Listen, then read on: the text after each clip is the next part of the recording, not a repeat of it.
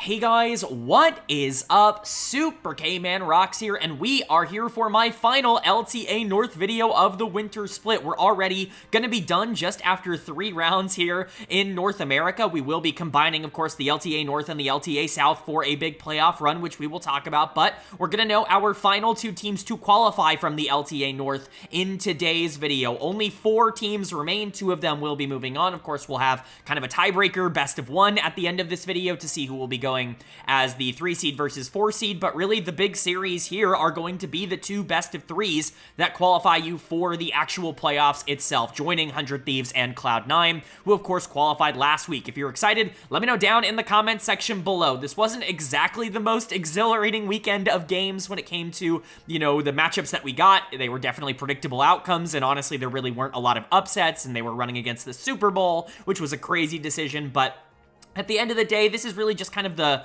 bow on top of everything that's happened so far in the LTA, just wrapping up the domestic play so that these teams can start getting ready to go to Brazil and take on the playoffs. So let's go ahead and get into it. I don't want to waste you guys' time too much. If you are new to the channel, what we are going to do is go series by series, talking about the advantages and disadvantages that each team was able to generate. I'll be giving a player of the series and a dud of the series for each series that we cover, and at the end of the week, I will be giving a player of the week and a dud of the week to tie everything into a nice, neat little bow. We will, of course, be showing the bracket not only here at the end, showing the 4 teams that have qualified and in what order, but we will be talking a bit about the bracket going into the actual playoffs against the LTA South. With all 8 teams decided and with it kicking off this upcoming weekend, there definitely still is a lot to play for the teams that are still alive. Not so much to play for the 4 teams that are eliminated, but that's the pitfall of this format, which we've already talked about in detail, we'll just say, on this channel. So let's go ahead and get into the series themselves.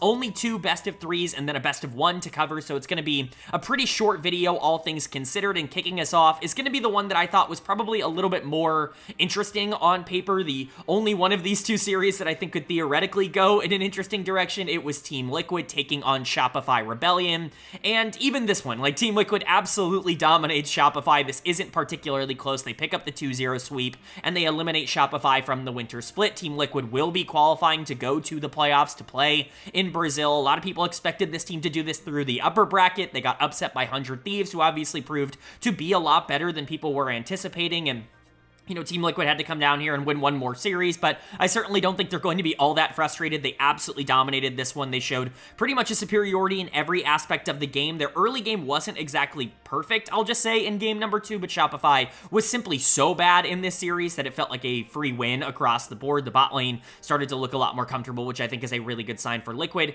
For Shopify, I mean, there's just not a lot to say. This team is, like, really bad. I know that they don't have their full roster here. We'll see if things change in terms of communication when Seos comes in, because he's always had a much clearer direction of where he wants to put the game than someone like Zeyzal, but, you could also potentially see that get worse, because Seos obviously is coming from a region where he probably didn't speak English as the primary language, and so, we'll see if communication ends up getting better or worse, but the macro at the current moment and the decision-making from Shopify is maybe the worst in the entire league, and even if you do have players on this team that are trying in terms of their individual mechanics and what they're going through, it's really not coming out to a real result right now, and a lot of the positive momentum I think you generated last week by beating Lion and kind of being the better team in that series, I think it was all kind of washed back away. It very much feels like a top 4 versus bottom 4 in the LTA North right now. So let's go ahead and get into it. Player of the series was pretty up for debate. I think that it should go to one of the members of the bot lane, either Jan or Core JJ. I think it should go to one of those 2. I'm going to give it to Jan just because he was the one that was capitalizing on a lot of the things that were set up, and I do think he did a great job of being like a primary option, especially on the Kai'Sa in the back half of game number 2. The Varus was obviously excellent in game 1, but if you wanted to give this to Core because he was the initiator, because the Nautilus and the Rakan were pretty excellent and he played those 2 champions and went deathless throughout this series, then I think that that's also fair. It should go to one of the members of the Team Liquid bot lane. They were definitely the most important members of this series, like the most important members of Team Liquid in this series, but they weren't the only ones who played well. Even with the bot lane playing well, you still needed to get good performances elsewhere. APA definitely looked like the better mid laner here. I'm still kind of up in the air about whether or not this is actually a good meta for APA, because, you're so skirmish heavy that you can kind of get away with not being as dominant of a 1v1 laner, and that's really APA's weakness, is his ability to play lane 1v1, and that's not something that matters as much right now in the middle of the map, because you are moving around so much because there is so much happening constantly on the map. There are so many objectives to try to take that team play is a lot more important, and I think that's where APA can theoretically shine, but he's not a spectacular player in these 3v3s, and I think that that is definitely something that leads me to believe that he's somewhere in the middle. He's not been perfect, I would say, across the start of this year, but it's such a small sample size, it's really hard to get an idea of it. The Talia, the Azir, these are champions that I would expect him to be able to bring out. The Azir is definitely up his alley in terms of the things that he really likes to play, and he was better than Palafox by a lot in this series, but Palafox kind of completely ran it down. We will talk about that on the other side. It's just nice to see APA have a good performance. I don't think he has been particularly good on the top side of this bracket, so I kind of needed to see a better performance from him here, and I think he gave me that. was also much better. I was really critical of last week, not only because he was awful, but because I've been critical of throughout basically his entire time as a pro, like going back to the weekly coverage I did when he was in the LCK, when he was on Bro. I was just never a big fan of I always thought he was very overhyped because he was a flashy, fun player for an organization that people like to ironically root for in Bro, and so I think he just kind of naturally got the fan favorite tag. He comes over here to North America, and he's immediately placed onto a winning team that is like winning around him. Like Impact is the best top laner, Jan and Core by far the best bot lane last year, and you're just in this position where he doesn't have to do all that much. He can kind of just play Maokai and Sejuani and just push the game forward, but is still lives in there. Like, this is the same player that was in the LCK. This was a big reason why I was cautioning against people putting him super high in their jungle rankings. Luckily, at least going into a team like Shopify that is just going to make mistake after mistake, he can come out here and play things like Xin Zhao and Volibear and still be able to keep up. I'm not trying to say that, is like guaranteed a bottom 4 jungler or anything like that. I just think top 2 or top 3 right now, with how well some of these junglers are playing, just feels a little bit untouchable. Like, he's just not in the same vicinity as the best junglers. He can still have good performances, and Contracts was not nearly as good on the other side of this, but I think was generally fine. Impact was good. I thought Fudge was also fine. We'll get to it. Fudge and Contracts were the only 2 players even attempting to do anything for Shopify in this series, even if those things didn't go entirely well. Like, Impact was not necessarily the most important player, we'll say. Jan and Core definitely kind of the driving force for Team Liquid in the bot lane. I think made a lot of really good macro decisions. They just have a better idea of how to play around Otacon and how to play around this new map, and APA I thought was definitely the better mid laner as well. Team Liquid just outclassed Shopify. It's not entirely surprising, but it is definitely good to see. And then for Shopify on the other side, you're just looking at a team that has no idea what they're doing right now. I don't know if it's bad communication. I don't know if whoever the primary shot caller is just doesn't have a very good idea of where they want to be on the map, but it's this like constant reminder that like, oh, this team is bad. Like, this team can make horrible decisions, like the worst decisions of any team in the entire league. They were doing this earlier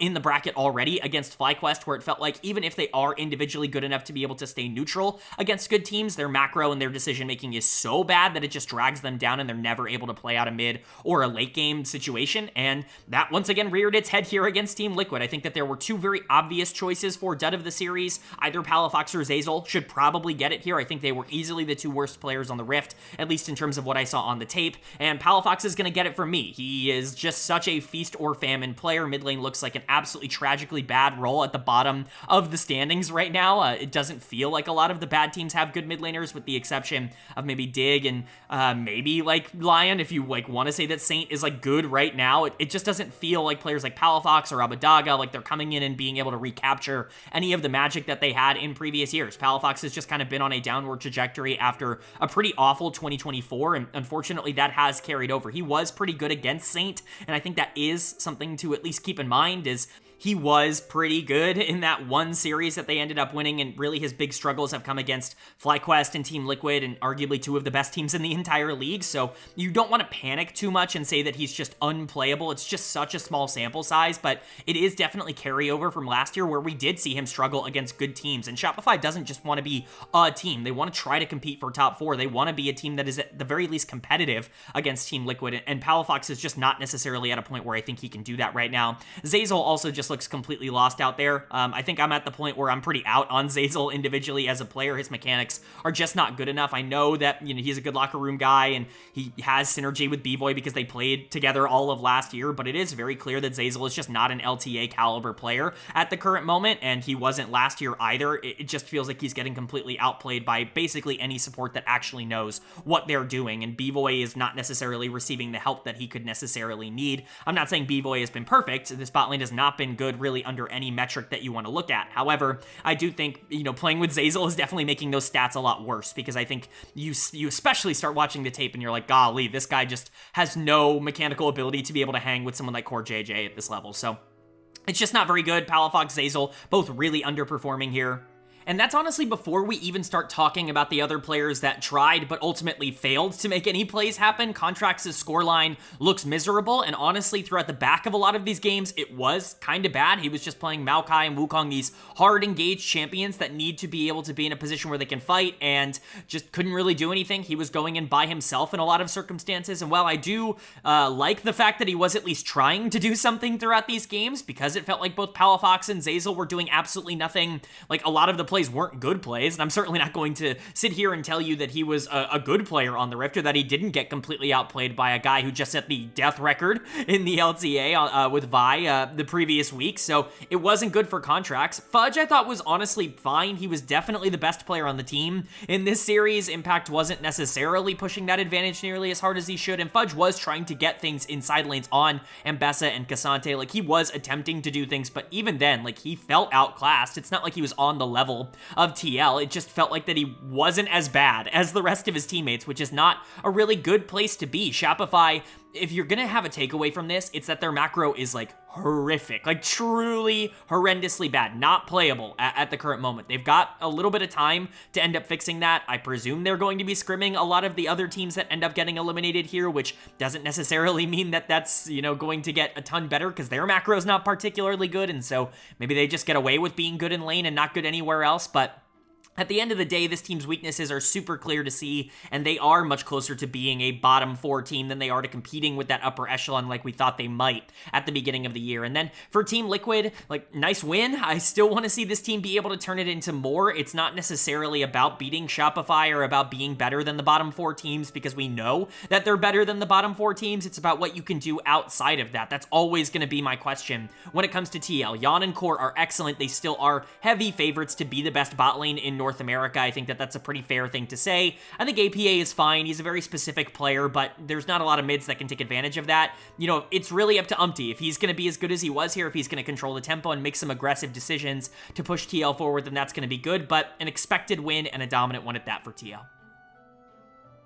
But then moving on to our other qualifying series here of this third round of this third weekend. And again, a pretty predictable outcome, but this series was much, much closer. It was FlyQuest taking on Dignitas. And FlyQuest is going to pick up the win as anticipated. They're going to qualify for top 4. Again, another team that just thought they were going to do it in the upper bracket, got upset by Cloud9, ended up having to come down here and play Dig for another chance to get in. But they looked pretty good, I would say, across this series. Still a couple of mistakes that I want to point out. Some players that I think are maybe getting hyped up more than I would personally hype them up right now on Fly in terms of their performances, but for Dig on the other side, honestly, I was pretty impressed with this team. In terms of production and performance, Dig kind of looks like the best of the rest right now, which is certainly not what I anticipated coming into the year. Most of that is coming from their jungle mid, which once they actually got together as a duo have actually been really good. Both Shaden and Kana, I think, are interesting players moving forward, but unfortunately, a lot of the punts on upside that you took going into the year, they're not quite paying off just yet to be able to compete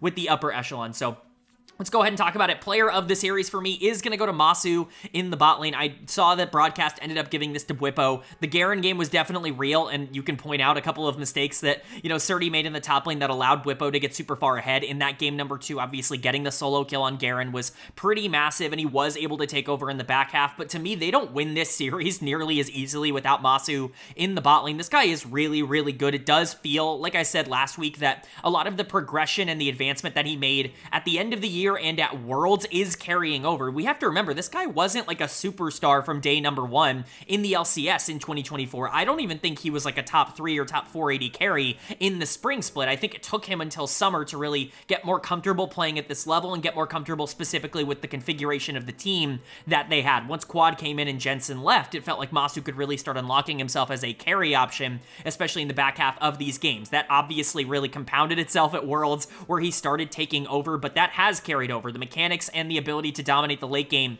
they're very much still there for him, and if he's going to be top 1 ADC, which is super realistic, super reasonable, like MVP frontrunner type of player, we know Masu has that capability. If that's what he's going to be, that's going to be a primary win condition for Fly, and that's going to make things a lot easier, because there were problems with this team in this series. Honestly, I don't think Quad was particularly good in the mid lane, especially watching the laning phase. Kena was just better. He had significantly less resources, significantly less attention from his team, and still kind of outplayed Quad on the other side of this. I've never been the biggest fan of Quad. I really liked him when he was Sulka back in the day in 2021 on DRX, but ever since then, I feel like there are flaws in his game that don't necessarily get pointed out. I think mid lane is a very weak role in the LTA in North America in general, and I think he gets away with a lot of things that other mid laners in other regions likely wouldn't be able to get away with, or if the talent pool was better, they wouldn't be able to get away with. I think that's why I'm so high on Quid, because his skill set feels a lot more translatable regardless of the talent level that's around him. But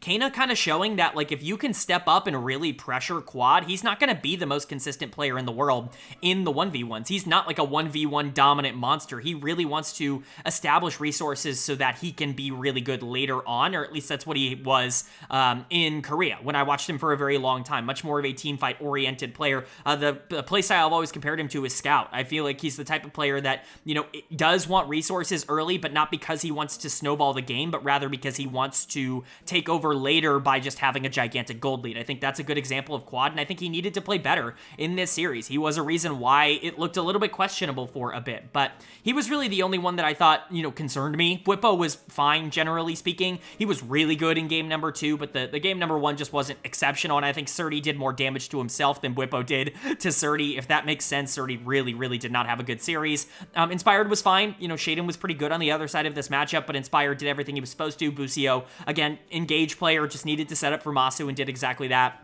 Overall, it's a good performance from Fly, but it's not like that dominant performance that I think you were hoping to see. Dig put up more of a fight than a team like Shopify did against Team Liquid, and Fly is supposed to be better than TL. They're supposed to be the number 1 team in North America, and I guess I'm still waiting to see that version of them. This is still very good. It's just the expectation was so high for them going into the year. And then for Dig on the other side, like, they are a very clear-cut team in terms of how they want to play right now. The middle of the map is honestly good for them. It's not just fine. Like, it is clearly good enough for them to be able to go up against a team like FlyQuest and hold their own. Kena looks excellent in the mid lane. This is a take that I'm really proud of in the offseason. I thought he was going to be a really solid player. I loved his LLA tape. I talked about that all the time on the channel last year when we were talking about Rainbow 7. It's cool to see that that has translated to the LTA a lot more than players like Odie or Lions have so far. And then Shaden. Shaden's come in and actually been really, really good for this team, in my opinion. Obviously, he's been an upgrade to Lyra, who was just not ready to step in and play week number 1, and Shaden is obviously like a real player, but him and Kena have really good synergy together, I think, with him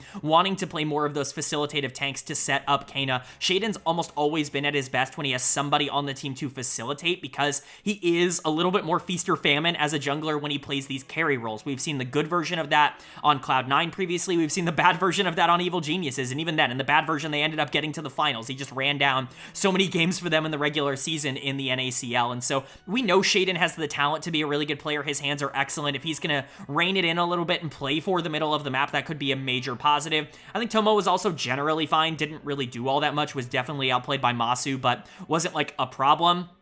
Isles continues to not be particularly good. I was really hoping that Tomo and Isles would have like really good synergy together in the way that they did in spring, but bot lanes have upgraded so much since spring of last year. Like, so many bot lanes are so much better. Look at Masu and Busio. They are a completely different version of themselves from what they were in spring of last year, that it doesn't feel like that lane advantage that Tomo and Isles had in 2023 is going to be able to, move on, or I should say in 2024 is going to be able to move on here to 2025. Isles in particular has continued to really struggle, and Surdy was awful. He's going to get dead of the series. That's pretty obvious to basically anybody who watched. Again, he just kind of beat himself. I think Surdy can still be a really good player, but this is a guy who relied a ton on his hands in the NACL. Sometimes he would make a bunch of random plays that ended up costing his team. Like, he's almost Bwipo-esque in that regard, where the scoreline's not always going to look all that good because he is taking major risks and relying on the fact that he's better than the people that he's playing into. That's going to have to cut down at this level, at least at the start here, because he's no longer playing against guys that he can just completely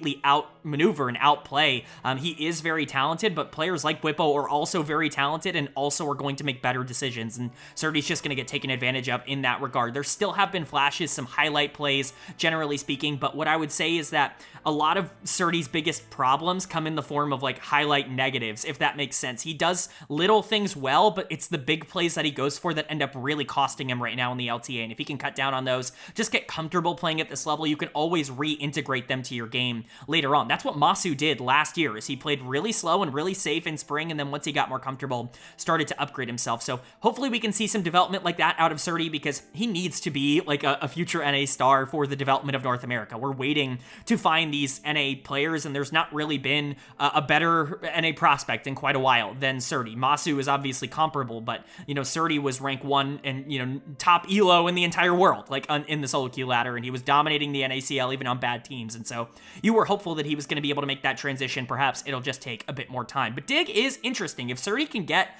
a little bit more comfortable and can just start outplaying a lot of the bottom tier teams at this level, I could see a world in which Dig is like clear-cut the number 5 team in the LTA, which is a pretty crazy thing to say, even with a bot lane that I think is underperforming, mostly because I do think the middle of the map looks really good right now, and if Shaded and Kana are going to be solid, that's going to be great. I just worry about the consistency of that duo, because both of those players are kind of known for being inconsistent. But at the end of the day, Fly ended up winning. Masu continues to look great. Bwipo is obviously super important, and Inspired doesn't have to be the main character on this team for them to be able to win. I think that is a good sign. Still want to see a little bit more consistency out of Quad. I know it feels like I'm ragging on him for no reason, but this is a player that gets away with so much that I don't think he would be able to get away with, and it's finally starting to get punished by players like Kana that are coming into the league. We'll see how he adapts, and then obviously Busia was fine as well. But overall, Fly still has a little bit to prove, and they're going to have their chance here in the best of 1.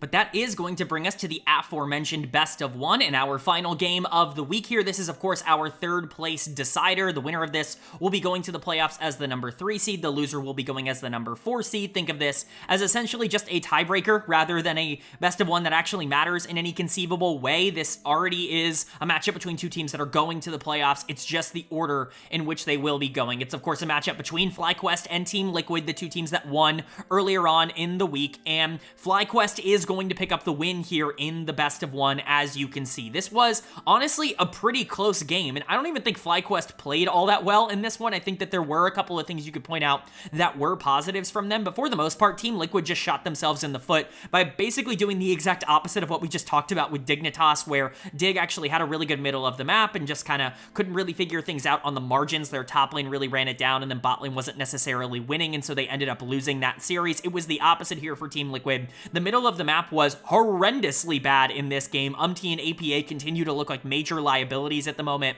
for Team Liquid in comparison to the other best teams, and FlyQuest took advantage of that, even with them not necessarily being as clean as possible. This is still a very FlyQuest draft, and I think they took advantage of that, but again, like, I don't want to overreact to these best of 1s. FlyQuest was coming off of essentially playing 2 games in a row and just got to cruise their momentum into this win, in the same way that Cloud9 had to play 3 games and then played an extra game against 100 Thieves and maybe just didn't have the energy to be able to pick that up. It's hard to take too much from these best of 1s, but player of the game for me is going to go to Busio on the Nico. It's hard, man. FlyQuest just kind of had a generally well-rounded game. If you wanted to give this to Inspired, I think he's the other player that I really considered here on the Vi, just because of the jungle gap of him versus Umti, but I thought Busio was really good at getting himself involved, and generally, I really just wanted to point out how good this bot lane was across round number 3, or this 3rd weekend, or whatever you want to call it here in the LTA. They were really solid, and if Masu and Busio are going to be bot lane number 1, like, that completely changes things. Yan and Core were that last year.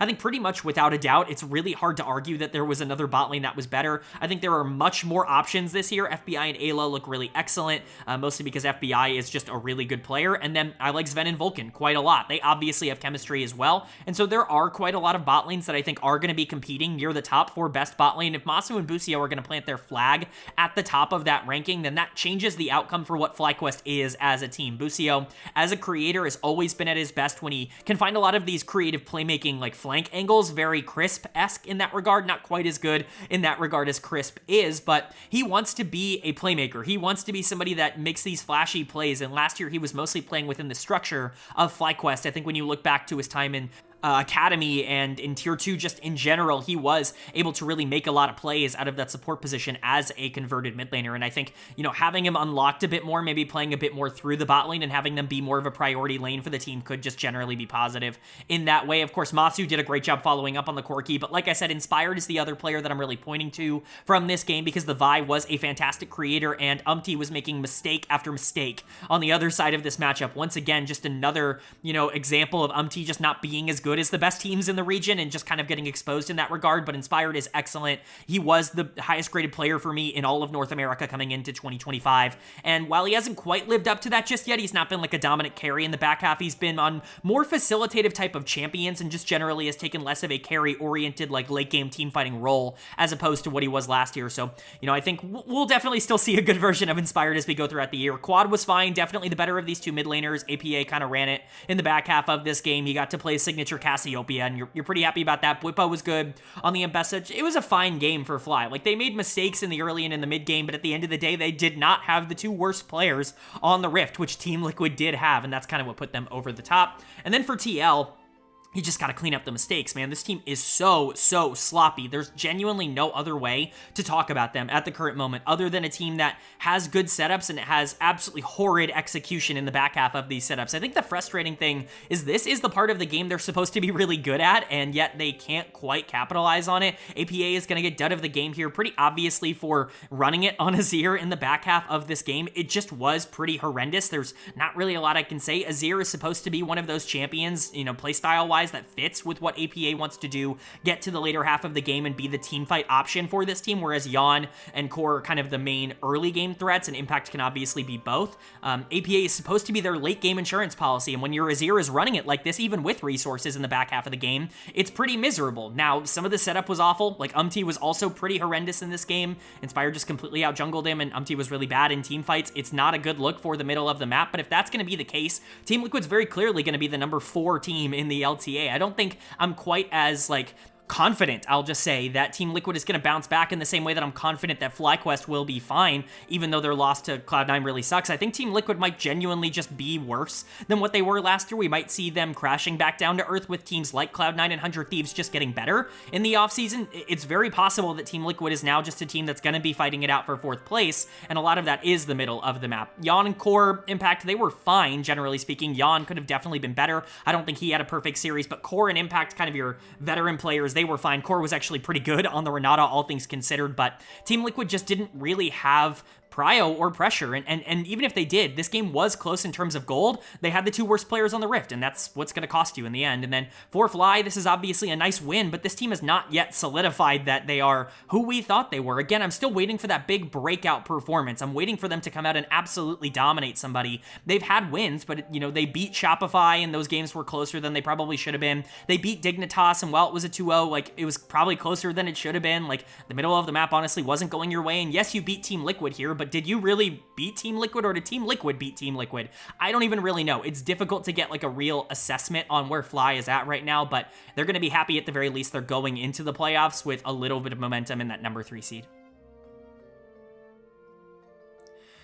All right, but that is going to do it for my LTA North Round 3, Weekend 3 overview and analysis video. We now know our 4 teams that are going to be representing the LTA North going into the cross-conference playoffs. I think that's officially what it's called, but technically the winter playoffs. And we know that they're going to be, of course, 100 Thieves and Cloud9 from the previous weekend going as the 1st and 2nd seeds, respectively. And then now FlyQuest as the 3rd seed and Team Liquid as the 4th seed. These are the 4 teams we expected to be going to the tournament. Obviously not in the order we anticipated, but that means that Disguised, Lion Gaming, Dignitas, and Shopify Rebellion are done for the split. They are left behind. They are not only not here anymore and not able to play games against the actual top teams in the league, but they're not even able to scrim them because those teams are going to be going on to Brazil to play for a chance to get into the first stand tournament, the first international tournament of the year. Certainly a very fun format in that regard. They'll have to scrim each other as well as some tier 2 teams.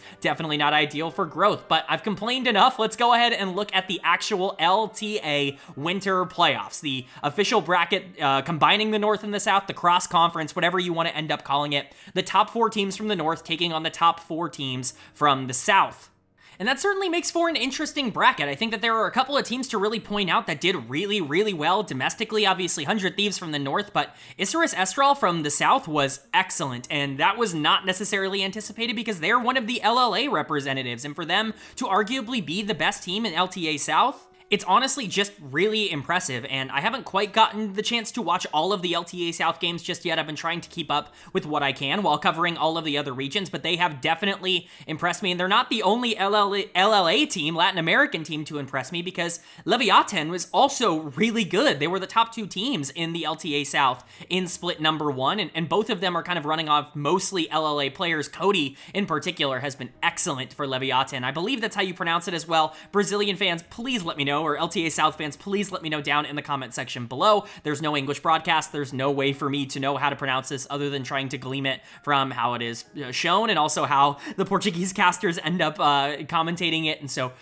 just let me know if I'm correct or incorrect on any pronunciations. But of course, Isurus is definitely going to be going in as big favorites because of that. But Leviathan is also a really good team. You have Pain Gaming, you have Loud. Both of these teams are very experienced at the international level. People are familiar with Pain from Worlds last year, and Loud had been to Worlds consistently, representing Brazil for many years. And so these are, organizations you would theoretically expect to be at this tournament. Again, I haven't gotten fully into my LTA South tape review just yet, but I do think that there are some interesting matchups. I think Isurus in particular is a really, really good team, and I think, their Korean solo laners are very dominant. Bertle is a player I've always not only defended on this channel, but kind of pushed for on this channel. Mireyu is another player that I've really gone to bat for in previous years on this channel. They surrounded them with really good talent. I expect that team to actually be good, and Team Liquid has not looked great so far. Outside of that, I think everything else is going to be very much, LTA North favored. C9 should probably be better than this version of Loud. 100 Thieves should probably be better than this version of Pain, although we will see how that ends up going. Obviously, those teams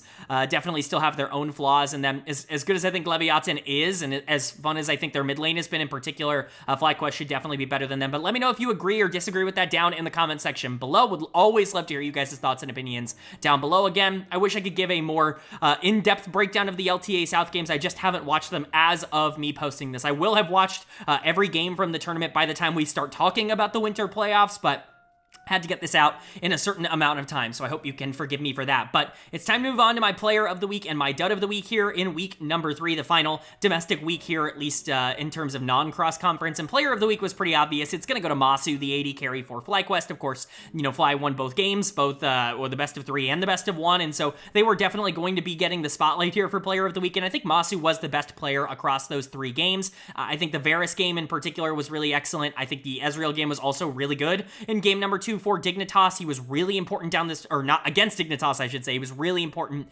down the stretch in that game, and he was pretty good on the Corki as well. Much more of a team effort generally from Fly in game number 3 there against Team Liquid. But overall, Masu was very good this week. My honorable mentions, my runner-ups, Busio, the other member of that bot lane there for Fly, was also really good. And then Yan, mostly for how he played against Shopify, where he was really good in that series. They are my 2 honorable mentions for the week. And then my dud of the week, unfortunately, is going to go to Surdy, the top laner for Dignitas. I still really like Surdy. I still think he's going to be fine. He just needs to get his feet under him at this level. Again, he just feels a little bit overconfident. He's not able to get away with the same kind of stuff he was able to get away with in the NACL, and I think he's getting punished a bit more for that here. He has the talent to be able to break through. We've seen rookies struggle at the start of these, splits and just generally at the start of their rookie years a lot and then grow into something better. We saw that out of Masu last year. Not that he was horrible, just that, he really struggled. We saw that out of Yan in year number 1. And so there's always room for improvement. I'm definitely not willing to give up on Surdy just yet. In the same way that I wasn't willing to give up on Scary Jerry after he had a rough beginning of the tournament and got dud of the week last week. So Surdy, unfortunately, is dud of the week, and Masu is going to get my player of the week, but that's going to do it. I do hope you guys enjoyed. If you did, leave a like. It really does mean a lot to me. It lets me know you guys are enjoying the content, and it does help get this video out to a lot more people, which I'm always very appreciative of. If you're new here, hit the subscribe button. Of course, we'll be covering the entirety of the LTA Winter Playoffs and talking about who ends up going to first stand, which we will, of course, cover here as well. But we do cover the other 3 major regions as well, LEC, LCK, and LPL. LCK playoffs are kicking off. LEC is going to be kicking off their, playoff best of 3 bracket later on in the week. The LPL regular season is coming to an end soon as they come back here from Lunar New Year. So a lot going on around the world. If you're interested in that kind of stuff, hit subscribe and hit that bell so you can be notified when those videos do go live. But of course, with all that being said, I hope you all are having a great day. I hope you continue to have a great day, and I will see you all